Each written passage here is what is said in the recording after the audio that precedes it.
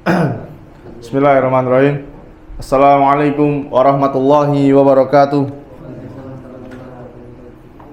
Alhamdulillahi hamdan katsiran thayyiban barakan fi kama yuhibbu rabbuna wa yarda. Asyhadu an la ilaha illallah wahdahu la syarikalah wa asyhadu anna Muhammadan abduhu wa rasuluhu la nabiyya wa rasula ba'da. Qala Allahu ta'ala fil Qur'anil Karim, ya ayyuhalladzina amanu taqullaha haqqa tuqatih wa la tamutunna illa wa antum muslimun. Wa qala aidan, ya ayyuhalladzina amanu taqullaha haqqa tuqatih, ya ayyuhalladzina amanu taqullaha wal tanzur nafsum ma qaddamat lighad wattaqullaha innallaha khabirum bima ta'malun. Amma ba'du fa inna asdaqal hadithi kitabullah wa khairul hadi Muhammadin sallallahu alaihi wasallam wa syarrul umuri muhdatsatuha fa inna kulla muhdatsatin bid'ah. Ikhwan fillah wa akhwati fillah, azanallahu wa iyyakum. Ya, kita bersyukur kepada Allah Subhanahu wa taala atas segala nikmat dan segala kemudahan dari Allah Subhanahu wa taala. Dan sudah sepantasnya kita bersyukur atas nikmat yang paling besar yang Allah Subhanahu wa taala berikan kepada kita, yaitu nikmat mengenal sunnah Nabi Muhammad sallallahu alaihi wasallam. Dan kita bersyukur karena kita adalah orang-orang yang dipilih oleh Allah di antara sekian ribu, sekian juta kaum muslimin.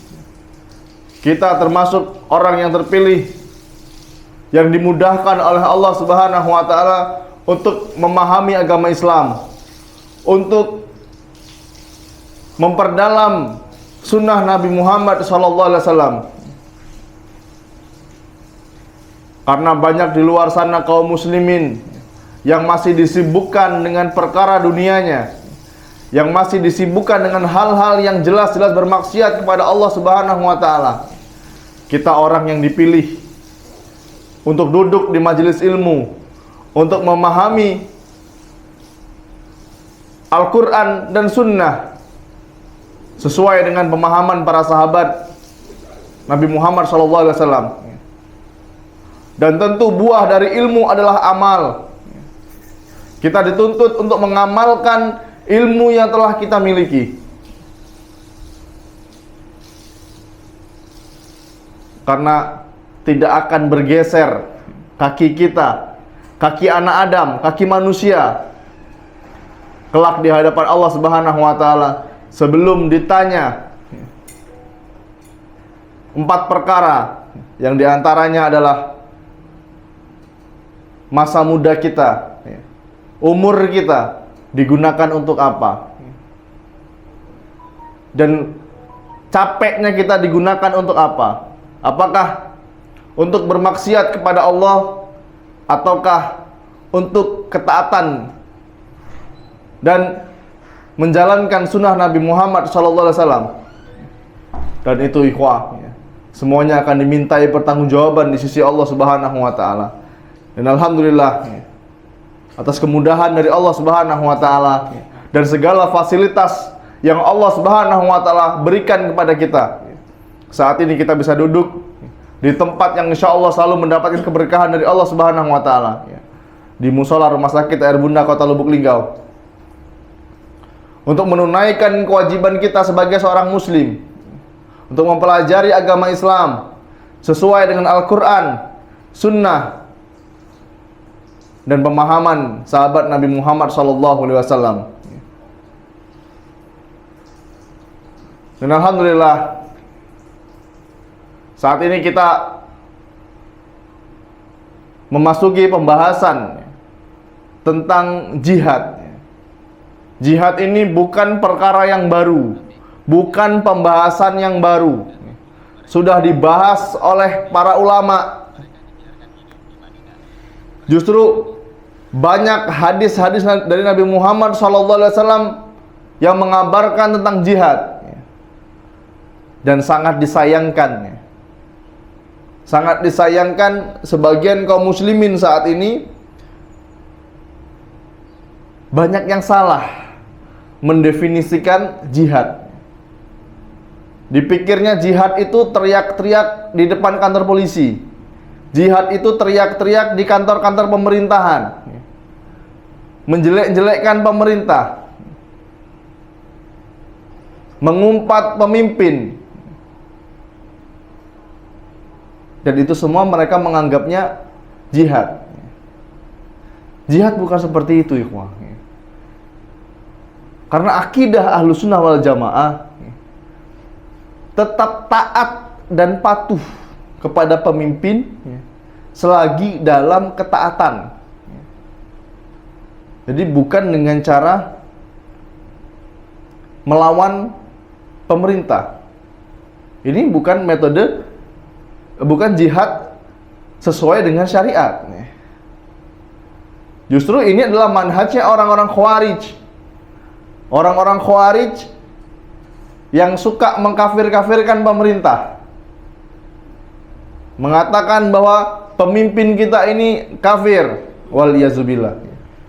Seorang muslim tidak seperti itu. Ahlussunnah tidak seperti itu. Kalau kita pernah lihat ya, ada berita orang yang ngebom kantor polisi. Pernah ya? Polda dibom. Pas ketangkep, stylenya sama kayak kita. Pakai jenggot, pakai jubah, ya kan? Nah, inilah yang membuat image kaum muslimin itu rusak. Apakah mereka muslim? Wallahu a'lam. Tapi jelas pemahamannya itu salah besar. Karena dia menganggap ya pemerintah ini kafir. Jadi harus berperang melawan orang kafir. Membunuh mereka itu dapat pahala. Ini pemahaman dari mana? Hingga akhirnya apa? Kantor polisi dibom, kantor DPRD dibom. Ini kan banyak yang ketangkep ya. Hotel-hotel dibom. Yang ngebom itu siapa? Yang penampilannya seperti kaum muslimin ya. Bahkan istrinya juga pakai jilbab besar, pakai cadar. Terus yang disalahkan siapa? Penampilannya. Dan ini kurang tepat ya. Nah, kita harus paham betul ini. Ini pembahasan yang dalam. Bahkan di kitab fikih, ya, kitab fikih Al-Wajiz itu, pembahasan jihad itu ditaruh di bab paling belakang. Kenapa demikian? Ya kita harus benerin dulu apa? Bersuci, kita harus paham dulu sholat, kita harus paham dulu cara wudhu, cara mandi junub, mandi besar, harus paham dulu. Ini cara wudhu ndak bisa, ya? Cara sholatnya masih acak-acakan, yang dibahas apa? Jihad. Ya gimana ya, orang baru hijrah, ya, baru taubat, dikasih kajian tentang jihad, wah semangat. Akhirnya apa? Yang ngebom. Kalau bisa membunuh itu nanti pahalanya besar, akan masuk surga. Kalau kita yang terbunuh nanti akan dapat bidadari di surga. Wah, ini kan doktrin yang sangat berbahaya. Ini doktrin yang sangat berbahaya. Sedangkan dia ini cara mandi besar aja nggak tahu. Ya. Cara mandi besar nggak tahu, cara wudhu dia nggak paham. Ya. Bahasanya sudah jihad. Dan ini berbahaya ya. Sebenarnya apa jihad itu apa? Jihad itu bahasa Arab ya, jelas ya. Jihad itu ya diambil dari kata al-juhdu. Al-juhdu ya, artinya itu bersungguh-sungguh. Al-juhdu itu artinya apa? Bersungguh-sungguh. Ini definisi jihad secara bahasa. Ya. Karena kita udah yang sering ikut kajian udah asing lah ya dengan istilah ini definisi secara bahasa dan secara syariat. Seperti apa? Contohnya yang sering ada di kajian, definisi bid'ah. Bid'ah secara bahasa artinya apa? perkara baru. Motor bid'ah bukan? Ya bid'ah, tapi bid'ah perkara baru dalam urusan dunia, bukan dalam urusan agama. Yang tidak boleh itu apa? Bid'ah dalam urusan agama. Bikin sholat maghrib 5 rakaat ya nggak boleh, jelas. AC, zaman Nabi dulu nggak ada AC, zaman Nabi dulu nggak ada apa? Papan tulis, nggak ada laptop, nggak ada kamera. Berarti kamu bid'ah dakwahnya. Nah, ini pemahaman yang kurang pas. Begitu juga dengan jihad. Jihad ini secara bahasa artinya bersungguh-sungguh. Secara bahasa artinya bersungguh-sungguh. Dan sebagian para ulama mendefinisikan jihad secara bahasa itu artinya mencurahkan usaha dan kemampuan, baik berupa ucapan maupun perbuatan. Ini definisi secara bahasa. Dan oleh sebab itu ikhwan, setiap usaha dan kesungguhan yang mendatangkan kemaslahatan, mendatangkan kebaikan bagi pribadi, bagi kita sendiri ataupun masyarakat luas, bisa dinamakan jihad secara bahasa. Kalau ada maslahatnya, kalau ada kebaikannya. Oleh sebab itu Rasulullah SAW beliau pernah menyebutkan dalam suatu hadis tentang seorang pemuda yang ingin ikut berjihad, pemuda tanggung lah, pengen ikut berjihad. Kemudian Nabi Muhammad SAW tidak langsung mengatakan boleh, tapi beliau bertanya dulu, apakah orang tuamu masih hidup? Naam, iya, dia masih hidup, kata pemuda ini tadi. Kemudian Nabi Muhammad SAW beliau bersabda, fafihima fajahidu, berjihadlah dengan berbakti dengan keduanya. Jihad, ikhwah, amalan yang besar, amalan yang utama. Karena Nabi Muhammad SAW itu menyebutkan amalan utama sesuai dengan siapa mukhatabnya, siapa lawan bicaranya. Ada orang yang bertanya, wahai Nabi, apa amalan yang paling utama? Sholat pada waktunya, ya kan? Ada lagi orang yang bertanya, wahai Nabi, apa amalan yang paling utama? Amalan yang paling utama adalah engkau beriman kepada Allah dan berjihad di jalannya. Oh, ini kan kadang-kadang kontradiksi kita melihatnya, tapi enggak ya. Sebenarnya enggak kontradiksi. Rasulullah SAW menjawab sesuai dengan siapa lawan bicaranya. Dan ini kebetulan pemuda ini pengen ikut jihad, tapi di rumahnya masih ada orang tua. Apa jawab Nabi Muhammad SAW? Berjihadlah dengan kedua orang tuamu, dengan cara berbakti dengan kedua orang tuamu. Jihad amalan besar, tapi kalah sama berbakti kepada orang tua. Nah, ini adalah jihad secara bahasa. Karena apa? Maslahatnya lebih besar untuk dia dan orang tuanya. Nah, ini kadang yang menjadi dilema. Kalau kita pengen merantau, pengen nuntut ilmu, pengen mondok gitu kan. Orang tua sendirian. Sedangkan nuntut ilmu itu wajib. Karena ada teman-teman sampai nangis cerita. Gimana Ustaz? Ini saya pengen mondok tapi orang tua saya sendirian. Gimana solusinya? Sedangkan kan menuntut ilmu itu hukumnya wajib. Saya bodoh, saya nggak paham ilmu agama. Apakah saya harus meninggalkan orang tua saya? Enggak. Cukup di rumah berbakti sama orang tua. Itu lebih utama. Kalau ada beberapa teman kita yang pas mondok, belajar di pondok pesantren, ditelepon orang tuanya suruh pulang, atau emaknya sakit lah, atau bapaknya lagi sakit pulang harus tinggalkan.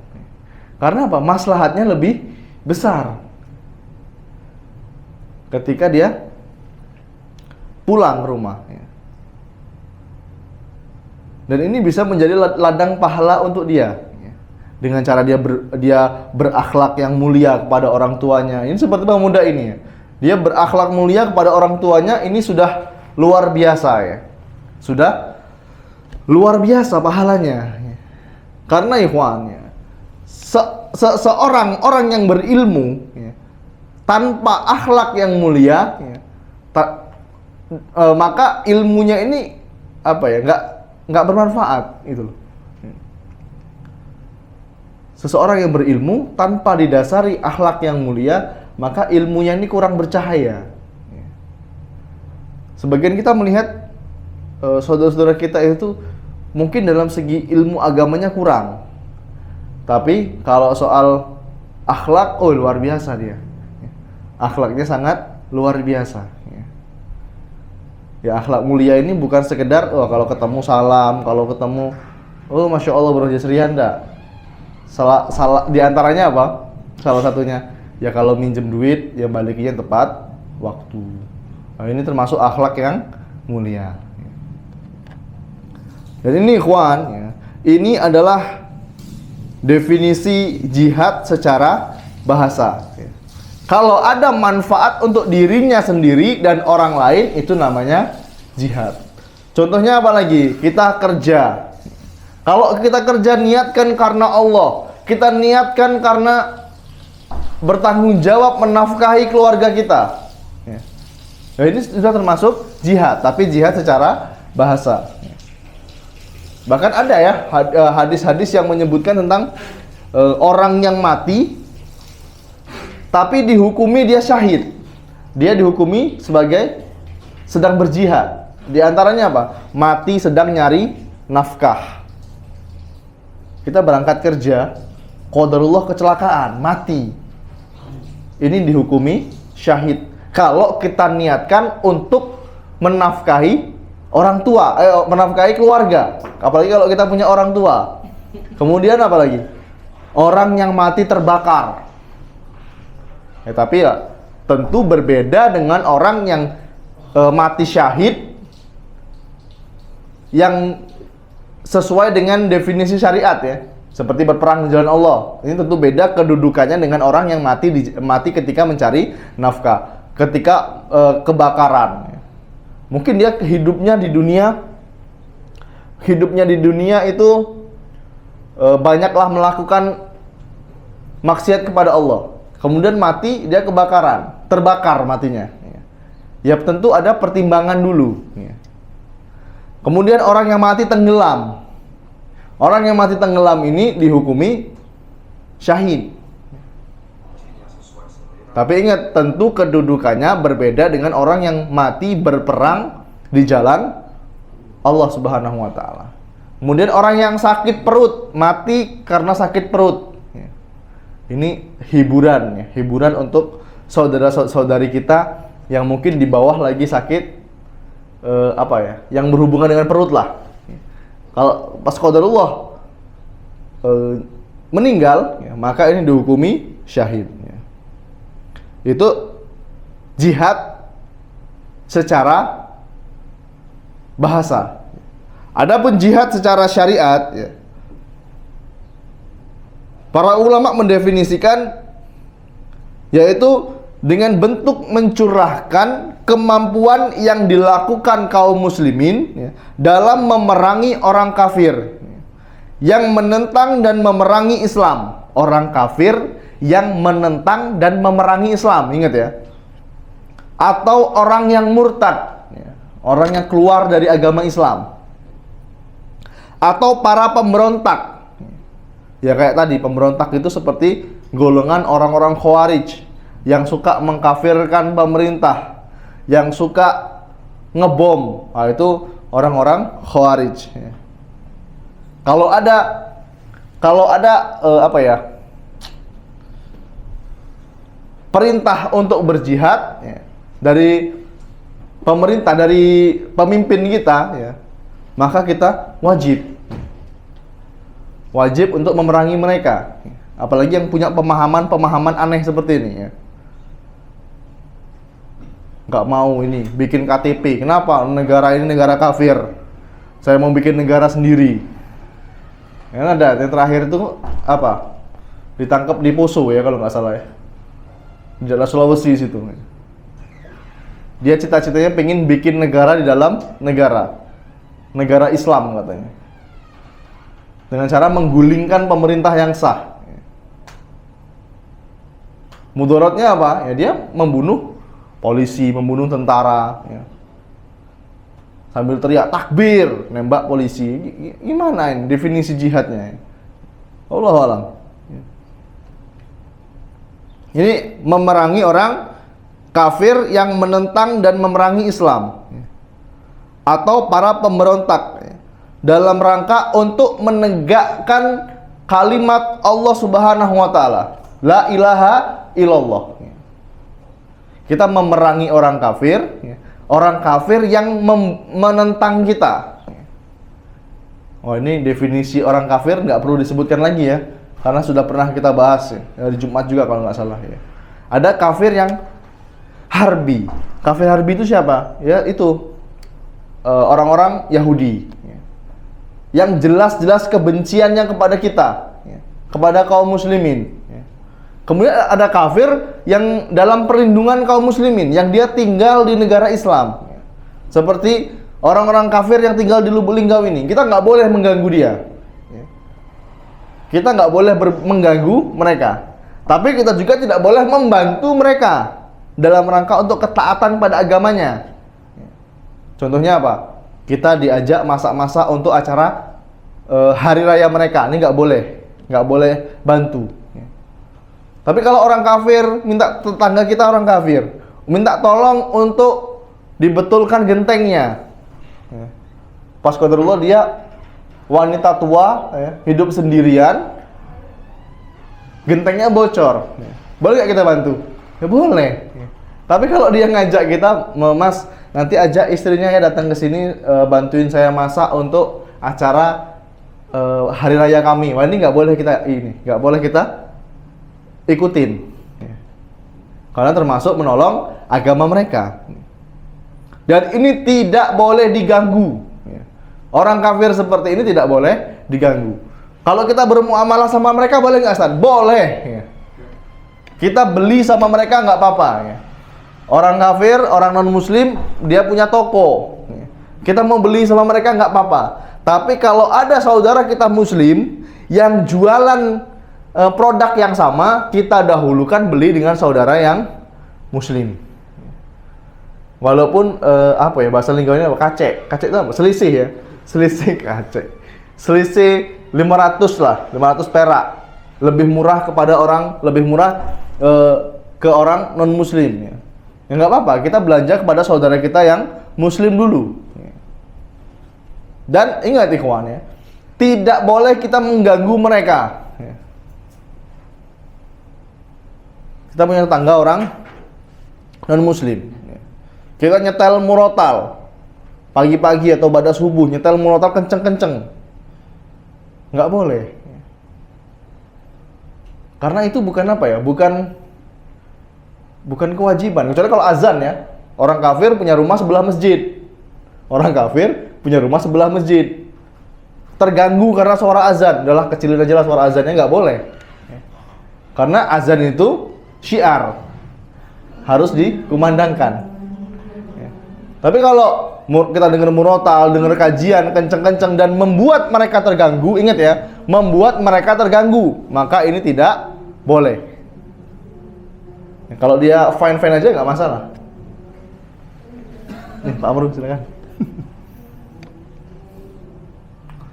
Nah, itu definisi jihad sesuai dengan sesuai dengan syariat. Definisi jihad sesuai syariat.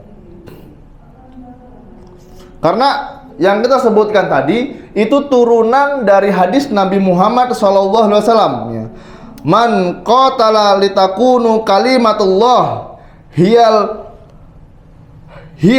ulya fahuwa fi sabilillah. Barang siapa yang berperang agar kalimat Allah itu yang paling tinggi, maka dialah yang berada di jalan Allah. Ini sesuai dengan hadis Nabi Muhammad sallallahu alaihi wasallam.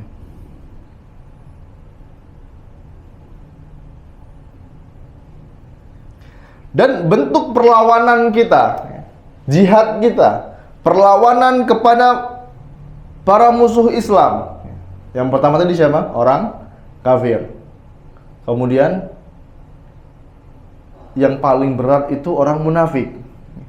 Orang munafik ini modelnya banyak, ikhwan. Dia zahirnya Islam, tapi sejatinya dia tuh benci sama Islam. Mulai mencari-cari kesalahan, mulai apalagi dia punya kedudukan nih, dia punya kedudukan di pemerintahan, mulai buat peraturan-peraturan yang aneh, ya. Misalnya, sekolah anak SMP SMA wajib lepas jilbab, boleh nggak kita ikutin? Nggak boleh, ya. Karena ini bertentangan dengan syariat. Ini orang-orang munafik biasanya. Tapi dia Islam, ngakunya dia seorang Muslim. Ya. Dan perlawanan kita kepada musuh-musuh Islam, ya, itu bisa dilakukan dengan fisik dan non fisik. Ya. Dengan fisik, ya, tentunya kita dengan kekuatan dan senjata. Ya. Makanya kita tuh kadang-kadang dituntut punya fisik yang prima, ya, yang siap.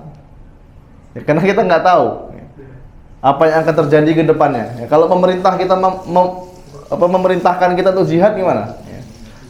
Sedangkan kita punya badan yang nggak fit. Lebih baik siap tapi tidak dibutuhkan daripada dibutuhkan tapi tidak siap. Ini jihad menggunakan fisik, tentu dengan senjata dan kekuatan. Kalau non fisik, ya, itu menggunakan lisan kita. Dengan cara apa? Ya, kita berdakwah, ya, ini termasuk berjihad, ya, menyebarkan agama Islam. Ini definisinya, menegakkan kalimat Allah Subhanahu wa taala. Kadang ikhwan, kita beruntung tinggal di Lubuk Linggau. Kita beruntung tinggal di kota. Atau kabupaten yang nggak jauh-jauh dari kota, yang akses untuk mendapatkan ilmu itu sangat dekat. Tapi kalau di kampung-kampung, ikhwah, di daerah-daerah, di dusun-dusun, terkadang azan aja nggak ada di sana. Kalau kita pernah ke dusun-dusun itu, kadang tuh azan aja nggak ada di situ. Masjid ada nggak? Ada masjid. Anak-anaknya nggak kenal sama sekali. Ya. Tanya siapa idola mereka, artis-artis idola mereka. Mereka tidak kenal dengan Nabi Muhammad SAW. Mereka tidak kenal dengan Allah Subhanahu wa taala. Dan tugas terberat kita adalah mendakwahkan mereka untuk mengenal Allah dan Rasul-Nya. Dan ini perlawanan termasuk non fisik. Karena kalau kita tidak terjun ke sana, orang-orang non muslim itu fulusnya lebih banyak daripada kita. Mereka bisa mendakwahkan agama mereka, ya, dengan harta mereka. Karena sering kita temui, ya, di kampung-kampung, di dusun-dusun di Jawa Tengah, ya. Mereka sekali datang itu 30 orang, ya, bawa makanan 1 truk, dibagiin ke orang-orang miskin. Wah, seneng gak kira-kira orang miskin? Seneng lah, dibagiin sembako, dibagiin susu. Akhirnya apa? Timbul kecintaan mereka kepada orang non muslim. Anak-anak yang gadis-gadis, yang gadis-gadis tanggung, ya, itu dipacarin, kemudian hamil. Si bapak minta pertanggungjawaban. Oke, laki-lakinya mau siap bertanggung jawab dengan catatan anaknya ini masuk agama dia atau dia keluar dari agama Islam. Waliyazubillah. Dan jihad kita dengan lisan, bukan dengan kekuatan. Kalau kekuatan kalah kita. Tanamkan akidah-akidah yang lurus pada mereka. Berikan ilmu al-wala dan al-bara kepada mereka. Loyalitas pada agama. Kebencian kita kepada orang non-muslim, mereka tidak paham. Ini termasuk jihad di jalan Allah Subhanahu wa taala.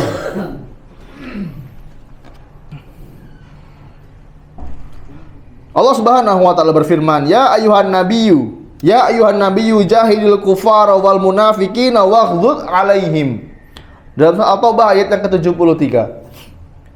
Wahai Nabi, berjihadlah melawan orang kafir dan orang munafik dan bersikaplah keras kepada mereka. Ini Allah yang memerintahkan kita. Kita bersikap keras, jangan berlemah lembut kepada orang-orang kafir. Dan jangan mengambil mereka sebagai teman dekat kita, nggak boleh. Apalagi sebagai pemimpin.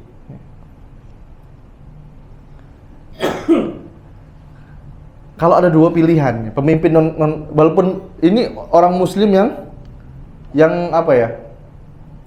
Muslim yang mungkin ya kurang bagus agamanya ya. Tapi lawannya orang kafir, ya kita dulu kan orang Muslim. Nabi yang memerintahkan kita untuk berperang melawan orang kafir dan orang-orang munafik. Dan bentuk jihad yang dilakukan oleh Nabi Muhammad SAW ya, dalam memerangi orang-orang munafik, Nabi tidak mengangkat senjata.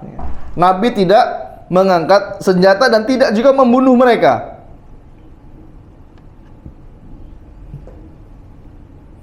Karena banyak diceritakan dalam sejarah ya, Nabi Muhammad SAW membiarkan mereka tetap hidup. Orang-orang munafik ini tetap hidup di Madinah. Bahkan mereka berkembang. Ketika Nabi berangkat berperang, orang-orang munafik ini mulai melancarkan aksinya dengan cara apa? Menggembos-gembosi semangatnya kaum muslimin. Udah nggak usah perang, kasihan anak istrimu nanti kalau kamu mati. Siapa yang ngurus ternakmu nanti? Siapa yang ngurus keluargamu? Ini kelakuan orang-orang munafik. Capek-capek berperang, enak di rumah aja. Tinggal nunggu datang mereka datang bawa berita kemenangan, udah selesai. Toh kita nggak berperang pun kaum muslimin tetap menang kok. Nah, ini apa ya? Jargonnya orang-orang munafik. Biarkan mereka aja yang berdakwah. Kita nggak ikut juga, dakwah masih jalan kok. Nah, ini jargonnya orang-orang munafik. Padahal siapa? Bukan dakwah yang butuh kita. Kita yang butuh sama dakwah ini. Kita nggak ada pun ya. Kita nggak ada di sini pun dakwah itu masih jalan di Lubuk Linggau. Dakwah masih jalan di Sumatera Selatan ini masih jalan.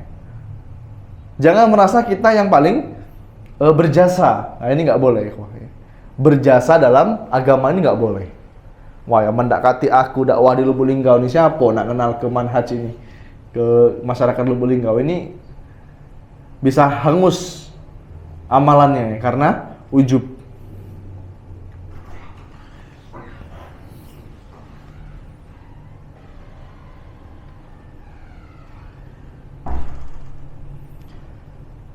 Diriwayatkan oleh sahabat yang mulia Ibnu Abbas radhiyallahu an bahwasanya beliau pernah berkata, Allah memerintahkan nabinya Nabi Muhammad SAW untuk berjihad memerangi orang-orang kafir dengan pedang dan memerangi orang-orang munafik dengan lisan dan memutus kasih sayang kepada mereka. Ini dari sahabat Ibnu Abbas radhiyallahu anhu. Allah memerintahkan Nabi untuk berperang dengan orang kafir menggunakan senjata. Sedangkan berperang dengan orang-orang munafik itu dengan lisan dan memutus kasih sayang kepada mereka. Gak boleh kita bermudah-mudahan sama mereka.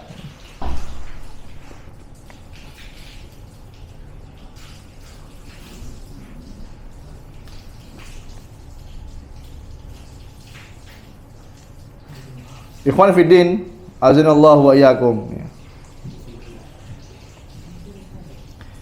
Karena jihad ini amalan yang disyariatkan. Jadi bukan pembahasan baru. Cuman tergantung bagaimana kita memahaminya. Karena sebagian besar kaum muslimin hanya taunya tuh jihad itu ya perang melawan orang kafir. Banyak kaum muslimin yang masih keliru dalam memahami apa itu jihad. Dan kita harus bersemangat, ikhwan. Bersemangat dalam berjihad. Jihad aja ada berapa? Ada 2 ya. Yang sesuai dengan yang definisi sesuai dengan bahasa dan sesuai dengan syariat. Sesuai dengan bahasa tadi apa? Yang mendatangkan manfaat untuk dirinya dan masyarakat umum. Contohnya apa tadi? Mencari nafkah. Nah, kita harus bersemangat, ikhwah. Karena ini termasuk dari jihad fisabilillah. Kalau kita niatkan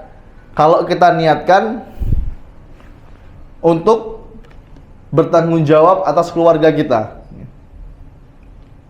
Tapi kalau kita sudah tidak ada semangat dalam berjihad, nggak ada lagi keinginan untuk berjihad. Nah, ini dipertanyakan keimanan kita. Kadang kita nonton video-video pembantaian saudari-saudara kita di Palestina. Ada nggak gerakan di hati kita? Wah, coba aku punya kemampuan, pengen jihad, pengen menggal kepalanya orang-orang Yahudi.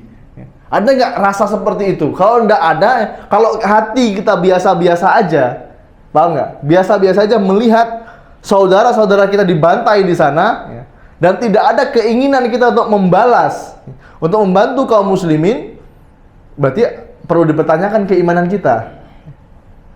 Perlu dipertanyakan keimanan kita. Kenapa kita nggak sakit hati melihat saudara-saudara kita dibantai, saudara-saudara kita dibunuh? Ya kalau kita nggak bisa perang ke sana, ya minimal kita doakan. Kita bantu dengan harta kita.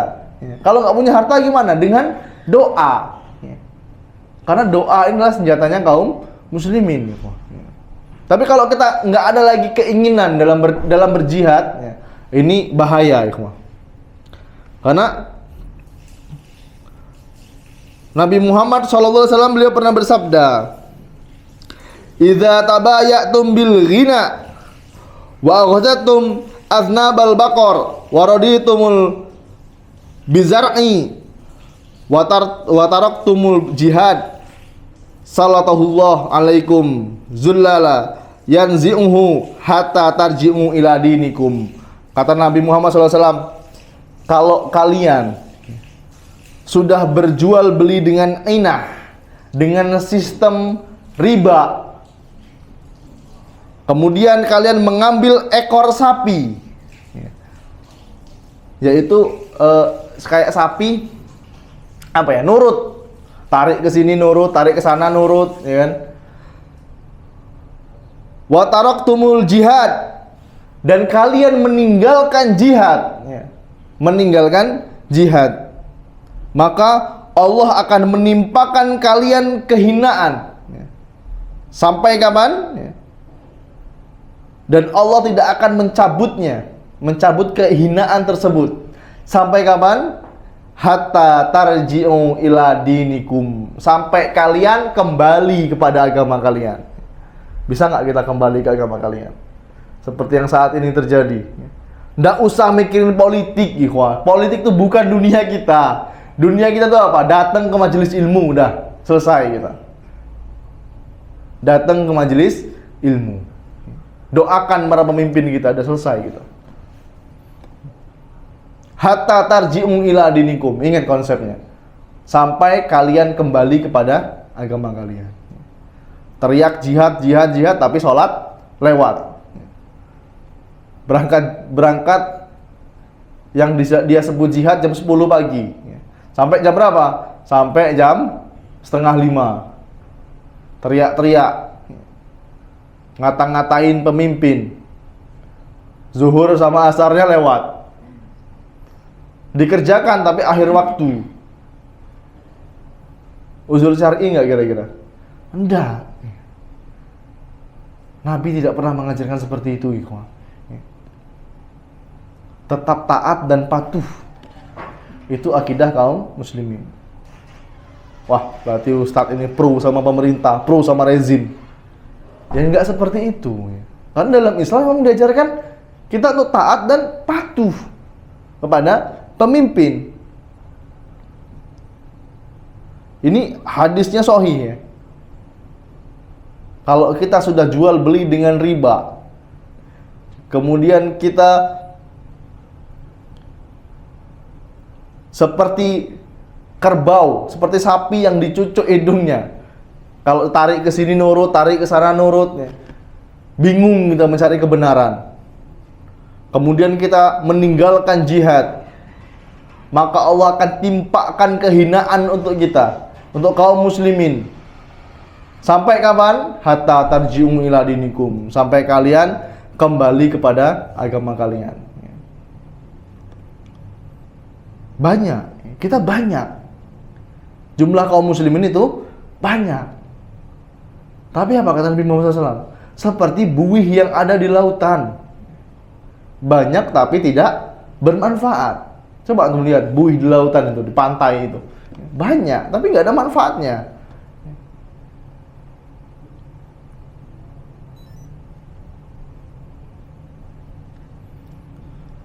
Kata Ibnu Taimiyah rahimahullahu taala, ya, tidak diragukan lagi.